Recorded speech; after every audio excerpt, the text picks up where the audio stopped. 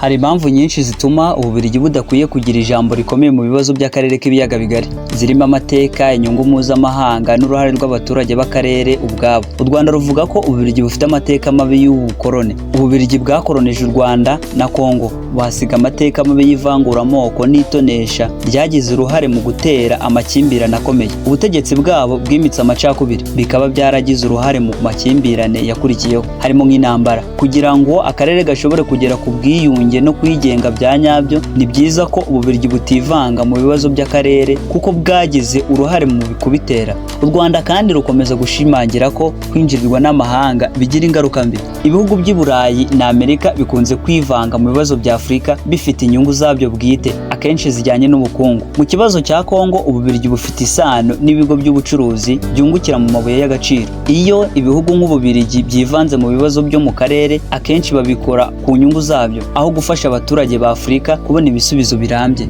Ibindi bihugu bya EAC nabyo bigeraho bigashyigikira u Rwanda, nabyo biti ubundi akarere kagomba kwikemurira ibibazo. Uretse Burundi butikoze iki gitekerezo dore ko butunzwe n'ibihugu by'amahanga.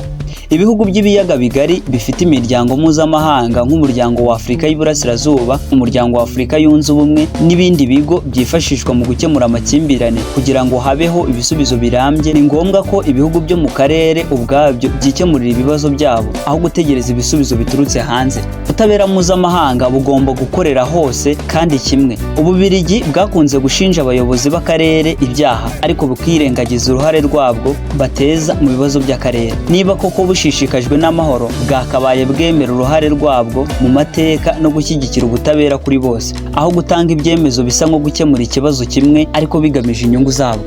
Ububiligi ntibwagakwiye kugira ijambo rikomeye mu kibazo cy'ibiyaga bigari kubera amateka yabwo y'ubukoloni, inyungu zabwo bwite mu karere, no kuba ibihugu byo mu karere bifite ubushobozi bwo kwikemurira ibibazo bitagombye guhezwa cyangwa gutegereza ibisubizo ku binyamahanga. Uruhare rw'Ububiligi mu karere k'ibiyaga bigari bya Afurika, by'umwihariko muri Repubulika Iharanira Demokarasi ya Kongo ndetse no mu Rwanda, rwateje kandi rukomeza guteza ingaruka zikomeye cyane.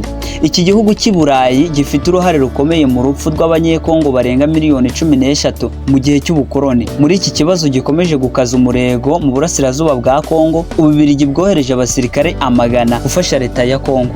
Iyo leta ikaba iri kwica abaturage bayo, cyane cyane abo mu bwoko bw'abanyekongo bavuga Ikinyarwanda. Umutekano muke mu burasirazuba bwa Kongo ukomoka mu mateka y'ubukoloni bw'Ububiligi. Inama ya Berlin yo mu 1884 yagabanyije Afurika hagati y'ibihugu by'i Burayi byakolonizaga uyu mugabane. Iyo nama itabaho, iyicarubozo ryakorewe abanyekongo bavuga Ikinyarwanda ntiryari kubaho mu buryo bw'imyaka myinshi nk'uko byagenze.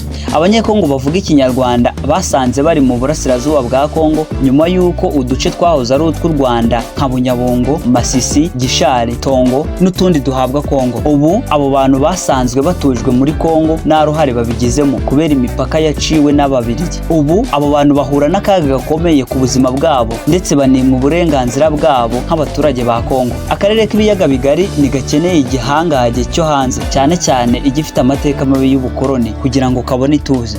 Ububiligi bwakolonije u Rwanda kuva mu mwaka w'1917 kugeza mu mwaka w'1962, bukoresha politike yo gutanya no gutegeka kugira ngo buce ubumwe bw'Abanyarwanda. Ubu noneho bikaba biri muri Kongo, aho Perezida Tshisekedi yise abanyekongo bavuga Ikinyarwanda abanyamahanga. Abarwanyi ba M23 barwanira kubaho bashinjwe kuba abateye Kongo baturutse mu Rwanda kugira ngo bahindurwe abanzi no kwemeza abandi banyekongo ndetse n'ingabo za leta ya Kongo ko bagomba kwicwa no gutotezwa nta mpamvu. Impuguke mu bya politike zivuga ko uruhare rw'amateka y'Ububiligi mu karere kwangije byinshi, bigatuma budakwiye kwizerwa nk'umufatanyabikorwa wizewe mu gukemura ibibazo by'akarere. Uburyo Ububiligi buri gutanga ubufasha bwa gisirikare muri Kongo mu gihe hari umwuka mubi hagati yayo n'u Rwanda, gushyiraho ibihano no gukoresha igitutu cya diplomasi bishyira mu kaga kongera gusubiza inyuma amateka mabi y'ingabo byaranze aka karere. Amwe mu manyanga menshi yakozwe n'Ububiligi mu karere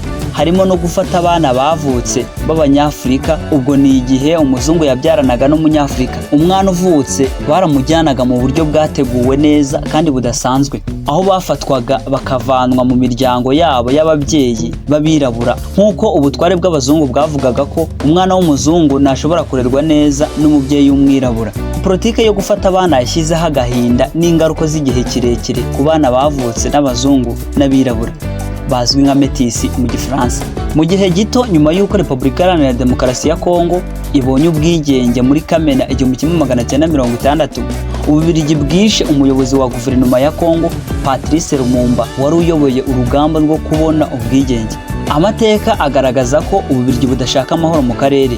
Ubufatanye bw'Ububiligi na Tshisekedi bushingiye ku nyungu z'Ububiligi kurusha kubungabunga ituze ry'akarere. Uruhare rwabo rushyira imbere kubona umutungo kamere n'ubukungu ndetse no kugira ingufu mu byerekeye politike mpuzamahanga. Amakuru acukumbuye Rwanda Event.